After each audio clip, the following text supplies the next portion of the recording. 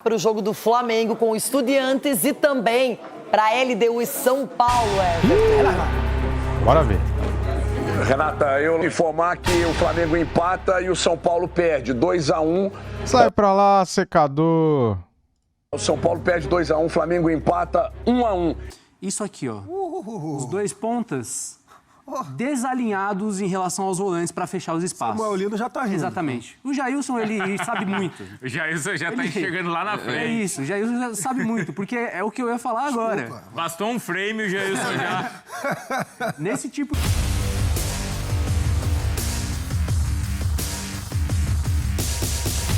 Salve, salve nação! Saudações! E aí galera, tudo bem com vocês? Eu tô assim vibrante, cara. Tô feliz, tô contente, animado, ansioso. É hoje.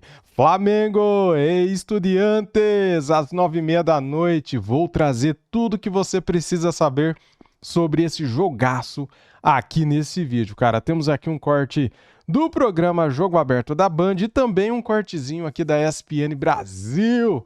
Já chega com a voadora no like, aquela meta em 20% nas views de like. 1000 visualizações, 200 likes e assim por diante. Muito obrigado a todos. Se inscreva no canal. Quero dar os créditos para o Jogo Aberto. Link na descrição como créditos. Vamos lá pro vídeo. Nem tanto, mas o resultado foi ótimo. E quem também deseja um bom resultado na Libertadores hoje é o Flamengo, que enfrenta os argentinos do Estudiantes. Final de semana, Felipe Luiz vai contar com 3 reforços para o duelo contra os argentinos na Libertadores. Bruno Henrique, que foi poupado pelo desgaste físico, Léo Ortiz, que cumpriu suspensão, e Varela, recuperado de pubalgia. Por outro lado, algumas baixas continuam. Jorginho com dores da coxa e Alexandro com problemas na panturrilha seguem fora. O mesmo serve para Pulgar, fazendo o tratamento da cirurgia no pé. O provável Flamengo vai ter Rossi, Varela, Léo Ortiz, Léo Pereira e Ayrton Lucas, De La Cruz, Saúl e Arrascaeta, Plata, Samuel Lino e Pedro. Eu joguei lá no Estudiantes, sei o que a Libertadores para Estudiantes. Sabemos que no tem jogo fácil na Libertadores, no tem, seja na Argentina, seja na Venezuela, no Equador, no país que seja, sabemos da dificuldade de cada jogo. Com boa campanha na fase de grupos, classificando em primeiro, na chave do atual campeão Botafogo, o Estudiantes sustenta 4 jogos de invencibilidade no mata-mata da competição. Por outro lado, a equipe vem de 2 derrotas no Campeonato Argentino e terá desfalques para logo mais. O lateral esquerdo, Leandro Gonzalez, e o atacante Edwin Cetré, lesionados, estão fora. Flamengo e Estudiantes se enfrentam às 9h30 da noite no Maracanã. Os cariocas defendem uma forte hegemonia sobre argentinos na competição, com 25 jogos, 13 vitórias, 9 empates e apenas 3 derrotas. Eu senti na pele, como torcedor, o poder do Flamengo na Libertadores. Não gostei, não foi bacana, passou por cima, não deu chances. Agora o Estudiantes, na teoria, não é das melhores equipes da Argentina, tem história, tem tradição, mas o Flamengo, se jogar bem, se continuar mantendo o padrão, tem tudo para vencer a partida e, inclusive, se classificar nos 2 duelos, hein, Cicinho? Não, tem time para muito mais, né, Renata? O Flamengo hoje, sem sombra de dúvida, é a equipe a ser batida. O Flamengo ele só perde para ele mesmo. Então já provou complicações, né? Não, provou complicações na primeira fase, nessa questão de posicionamento, também de empenho. Acredito que hoje não vai acontecer isso não, e o Flamengo vence bem. Libertadores, já. Agora... ESPN no Disney Plus, o jogo do Flamengo. Então, Rafa, é o seguinte, a Nação, contei ontem aqui, o rubro-negro ele tem 2 opções, ou ele vai para o Maracanã, ou ele assiste aqui na ESPN, Rafa. Não, e a opção que você trouxe só se ele já comprou o ingresso, né, Bruno? Porque se não tiver comprado, já acabou há 2 dias. Então nem adianta ele se esforçar só nas mãos dos cambistas, e aí convenhamos, não é nada confiável uma ação como essa, né? A opção realmente, e a melhor, é assistir na ESPN, Disney Plus, com Rogério Vogan, Paulo Calçade, Zinho, Carlos Eugênio Simão e grande elenco. A bola rola às 9h30 da noite aqui no Maracanã.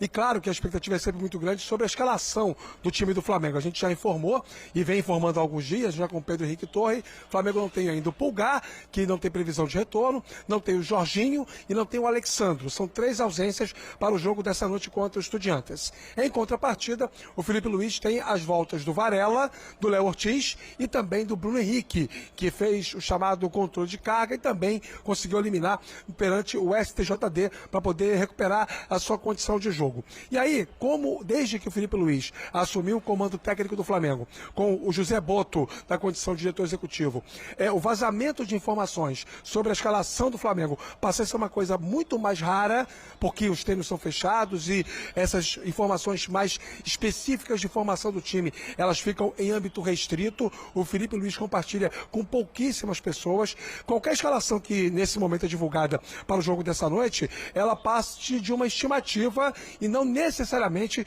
de uma apuração.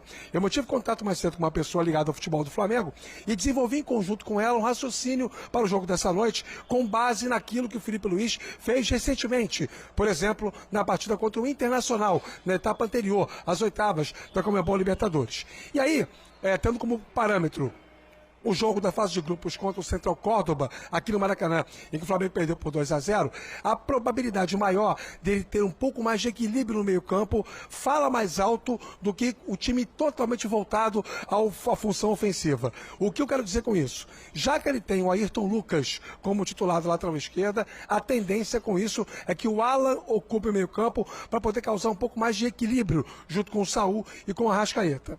E a outra dúvida que envolve o ataque, para mim, passa muito pela presença do Bruno Henrique como titular. Foi assim que o Flamengo jogou contra o Inter lá.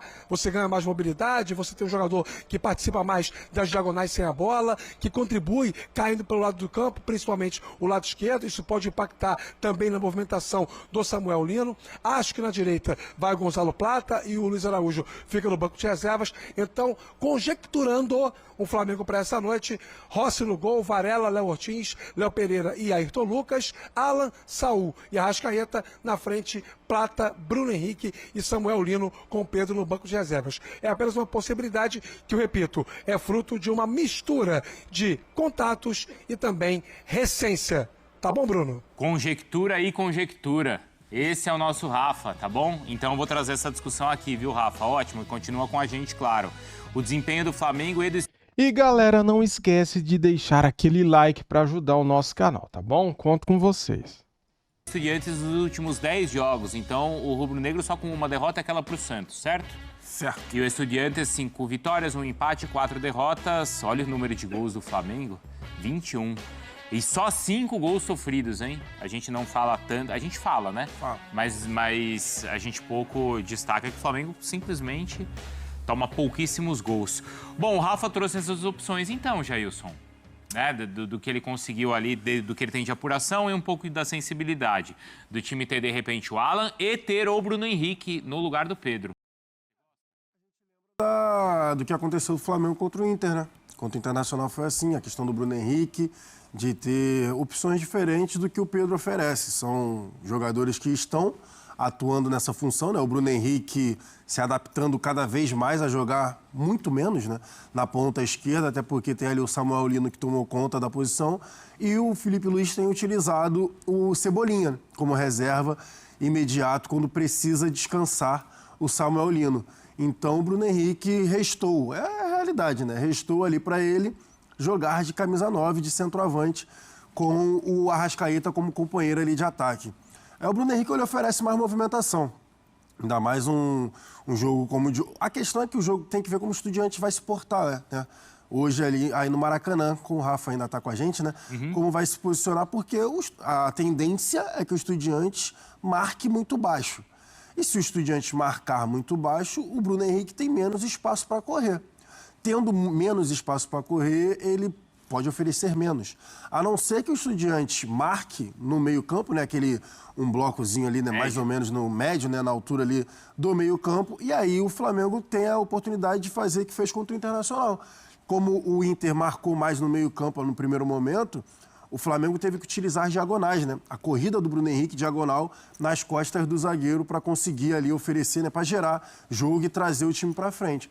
Então vamos ver como vai ser. E em relação a Alan, né, e De La Cruz, que foi outra situação que o Rafa trouxe, bom, eu prefiro o De La Cruz. Né? Prefere? Eu prefiro o De La Cruz. Eu também prefiro. Mas é porque prefere ou é por exclusão?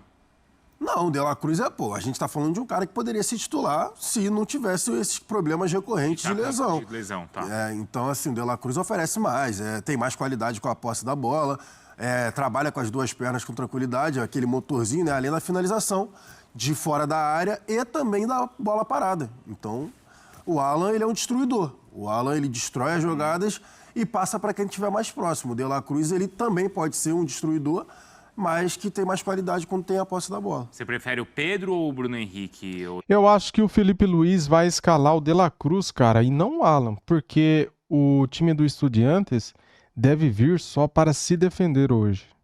Donk, para o cenário que deve acontecer hoje. Eu concordo com a análise em relação à característica dos dois jogadores.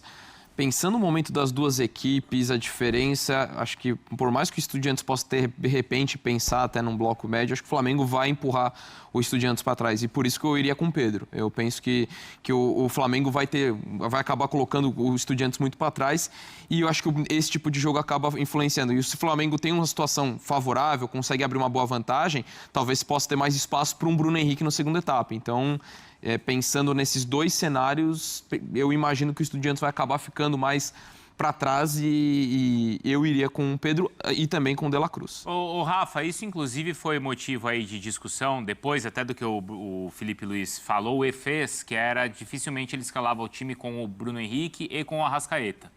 Né? Com o Bruno Henrique, com Pedro, desculpa. Isso. Com o Pedro e com o Arrascaeta. Isso. Aí teve aquele puxão de orelhas, tal, as coisas voltaram a se encaixar. Que bom que mudou, né? Então, isso já é passado, né? Bom, no último jogo foi assim e já é possível ver o Flamengo jogando com intensidade com os dois em campo, mais o De La Cruz com os três em campo, dá, Rafa? Dá, tecnicamente dá. Esse asterisco, digamos assim, envolvendo os planejamentos dos jogos do Flamengo já foi descartado, não existe mais. O Felipe Luiz vai estabelecer critérios técnicos, físicos, táticos, para poder montar o time a cada partida. O que talvez encoraje a gente a crer na possibilidade do De La Cruz jogar o jogo de hoje como titular, necessidade que o Flamengo tem de fazer o resultado aqui para administrar o jogo da volta da Argentina. E claro, contra o adversário, aí já trazendo um pouco de informação também sobre os Estudiantes, hoje o Fernando Domingues não tem o Gonzalez Pires, lateral direito titular, que é até um jogador que ataca muito, vai botar o zagueiro improvisado jogando como lateral direito, não tem o Cetré, que é um atacante de velocidade, que tanto joga pela esquerda quanto joga pela direita, seria uma boa válvula de escape para escolher o lado para cair nas costas de um lateral do Flamengo buscando aí aproveitar contra-ataques, também está fora. E vai ter o Guido Carrilho como único centroavante. Jogador mais pesado, de pouca mobilidade. Vai depender muito do trabalho do Gabi Neves, de muito trabalho do Medina. Vai ser um time que vai jogar no 4-5-1, gente. Provavelmente com linha baixa, mas certamente no 4-5-1, ocupando muito o meio-campo para tirar do Flamengo o setor de construção. E aí, o De La Cruz entregaria muito mais tecnicamente? Sim, sem dúvida. Todavia, uma perda de bola no meio-campo pode ser crucial. Você não puxa o Saúl para vir para volante, para primeiro homem, né? Alguém tem que fazer o papel do Jorginho. E aí seria um pouco arriscado deixar aquele setor desguarnecido? Talvez. Mas, tecnicamente, acho que não se discute. Acho que o De La Cruz tem que jogar na vaga do Jorginho hoje. É mais jogador do que o Alan, do que o Everton Araújo, das opções que o Felipe Luiz tem para escalar o meio-campo.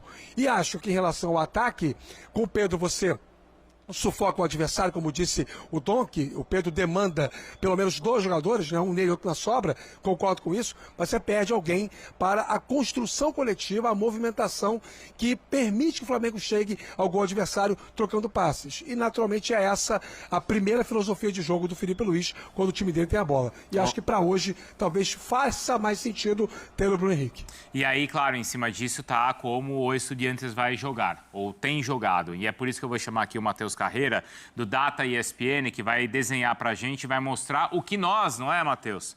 Precisamos saber sobre os argentinos. Aliás, até para começar a conversa... Galera, eu tinha falado que era só um cortezinho, né, do Sport Center. Não, galera, é um corte grande. Eu quero lembrar o que ele falou ontem aqui. Muito bem. Porque ontem o Carreira veio aqui e desenhou exatamente como saiu um dos gols do Palmeiras. Vamos lembrar? Vamos. Ah, vai ter? É? Claro. Olha aí. Vamos ver o que aconteceu ontem. Moral, hein? Começou o jogo, não teve funil nenhum. Falei, ih, não deu certo o funil. Agora, no meu amigo veio o segundo tempo, um funil. Um show de funilzada ali, rapaz. Brincadeira, né? Vocês têm que tomar cuidado com isso aí. Não é? Cuidado, hein? Hein, Deixa eu falar do Flamengo aí. Então vai. Esse funil aí. O que o estudiante precisa saber? Pelo amor de Deus. O Flamengo não vai ter funil hoje, pelo amor de Deus. Não vai, hoje não vai. Mas, bom dia não, boa tarde de novo. Tarde. Boa tarde, Fã de Esporte. Pensando num contexto aí que vocês falaram de um Estudiantes muito retrancadinho, muito para baixo, a segunda fragilidade que eu vou mostrar vai conversar muito com isso. A primeira eu vou mostrar no jogo contra o Banfield aqui, que é a questão que vai aparecer, creio eu, em alguns momentos do jogo, que é isso aqui, ó. Os dois pontas desalinhados em relação aos volantes para fechar os espaços. O Maulino já tá rindo. Exatamente. O Jailson, ele sabe muito. O Jailson já tá enxergando lá na frente. É isso, o Jailson já sabe muito, porque é o que eu ia falar agora. Desculpa. Bastou um frame, o Jailson já... Nesse tipo de situação, o que acontece? Eu vou rodar aqui para vocês a ultrapassagem do lateral. Então, a gente sabe que quem abre o campo ali mais perto da área é o Samuel Lino, mas também temos laterais com bastante vocação de chegar ao fundo. Então, isso deixa algumas situações interessantes, como um 2 contra 1 aqui, em relação ao lateral do Estudiantes, mas também a gente vê que abre esse espaço em amarelo aqui, que é muito caro ao Felipe Luiz, que é o que a gente chama no tactiquês de meio espaço, que é basicamente o intervalo entre os laterais e os zagueiros. Esse espaço é muito importante, a bola não vai entrar ali, mas a gente pode ver o Samuel Lino operando aqui, algum volante pisando por aqui também. O Ayrton, né? O Ayrton pode jogar por dentro. Lembrando também. que o gol contra o Juventude... Cara, essa defesa do Estudiantes é bem desorganizada, né, cara? Olha só o buraco que tem aqui, né? O Saul, né? Ele Exatamente. Esse é o grande ponto. Então, por isso que eu falei que é um espaço muito caro ao Felipe Luiz. Ele sabe como abrir esse espaço e sabe como que ele é importante. Só que aqui outra situação. A bola é um cruzamento direto e a defesa do Estudiantes tem apresentado... coletivamente mesmo, independente de nomes que estejam, essa dificuldade em proteger cruzamentos. E aqui, lances rápidos. Por quê? Bola parada. E o fã de esporte mais atento lembra da análise que o Caio Alves fez, falando da bola parada do Flamengo. E, coincidentemente, uma grande fragilidade do Estudiantes é defender bola parada. Então, que delícia, hein? Que delícia pro Léo Ortiz. Léo Ortiz e Léo Pereira já estão aqui agora. A dupla de Léos e também... o nosso querido Bruno Henrique, que fez o gol contra o Internacional, podem brincar aí. A gente vai ver aqui como que é a formatação, então. Esses 3 marcados aqui perto da linha da pequena área são os que marcam em zona. O resto é o que a gente chama de encaixe. Só que o queridão aqui que está marcado, está iluminado, da equipe do Banfield, olha o que ele está fazendo com o companheiro dele aqui. Está atrás do companheiro dele. Está fazendo o que a gente chama de bloqueio. Está utilizando esse jogador como bloqueio, por quê? Porque a bola vai para ele, certo? Olha a distância, a facilidade que ele tem, a pouca pressão que ele tem para cabecear. Só que aqui já iluminamos outro ser humaninho aqui, que a intenção é fazer a bola chegar neste cara. Então, cruza para um lado, cabeceia para o outro, muita liberdade. É uma das variações. E aqui a gente vê de novo, mesma estrutura. 3 marcando zona, olha só, ali, gerou distância já. O par desse aqui, ó, o par desse aqui era esse aqui. Já está distante. Vai atacar a região da marca do pênalti, liberdade. E para você... é o primeiro que reclama, né? Exatamente. Geralmente é assim. E para vocês verem que isso é recorrente e recente, o último jogo contra o River, esse lance estava na análise do River Plate ontem, inclusive. Olha só. De novo, mesma estrutura. Os 3 marcando zona, encaixes, e aí o Galopo se desvencilha e já ataca com muita liberdade. A gente viu isso acontecer. O Igor Jesus fez gol assim contra o Estudiantes, se desvencilhando da marcação, que é um pouquinho fofa. Tem que ser mais bruto ali. E a gente pode ver o Flamengo brilhando nessa situação de bola parada, caso o jogo esteja muito truncado. É uma esperança para o torcedor flamenguista. E é uma das armas mesmo do Flamengo. Bom, tem sido também, né? Mais uma das armas. Obrigado, viu, Carreira? Tamo junto. Valeu. Eu vou já me despedir do Rafa também. Ô, Rafa, você falou do que aconteceu recentemente em jogos, o jogo contra o Central Córdoba, mas ali foi um jogo onde o Flamengo até poupou jogadores pensando no brasileiro. O divisor de águas da temporada do Flamengo. Foi ali, Jailson? Derrota para o Central Córdoba. Eu divido em dois. Central Córdoba e o Mickey Johnston, que não veio. E a contratação que não deu certo, Isso. e aí... Bom, mas também agora não tem essa história, né, Rafa, de poupar ou não. Tem jogo contra o Vasco no final de semana, mas já não tem mais uma Copa no calendário, então é pé embaixo, um jogo atrás do outro. Obrigado, viu, Rafa? Valeu, Bruno, valeu, Jailson, valeu, Donk, fãs de esporte, um abraço a todos, sempre à disposição e vamos ver se eu consigo acertar o placar. 2-0 Flamengo hoje, viu, Bruno? 2-0. Ontem o Rafa cravou a vitória por um gol do Palmeiras, não foi, Donk? Cravou. Para o jogo do Flamengo com Estudiantes e também para a LDU e São Paulo, Bora ver. Renata, eu informar que o Flamengo empata e o São Paulo perde 2-1. Sai pra lá, secador. O São Paulo perde 2-1, o Flamengo empata 1-1. Rapidinho já. E sobre esse lance de pênalti, o Chico deu aula, pênalti. Inverter um pouquinho os palpites. Vou começar por Flamengo e Estudiantes. Edu Dracena. 2-1 Flamengo. Marco Aurélio Cunha. 3-0 Flamengo. Boa. Sgarbi. 2-0 pro Mengão. Tá bom. Chico. 3-1 Flamengo. Tá bom. Cicinho.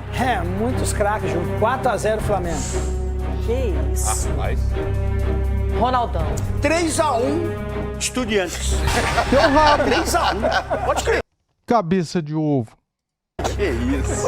O Flamengo vai tomar 3 gols. Vai tomar 3 tacos o Rossi, porque o Rossi já jogou lá, já tá com medo. Entendi. Sabe o que? O Rossi falou, eu joguei aqui, não sei o quê. 3-1. Lei do ex, quem vai sentir vai ser o Rossi. Ele acha que o Rossi é frangueiro igual ele, né? Era. Meu Que Deus. coisa. Então, eu iria de 2-0, mas pra mudar eu vou de 1-0 Flamengo. Ai, tá Só? vendo? Agora, Que econômica. 3-0 meu palpite, cara. vamos para o jogão da altitude.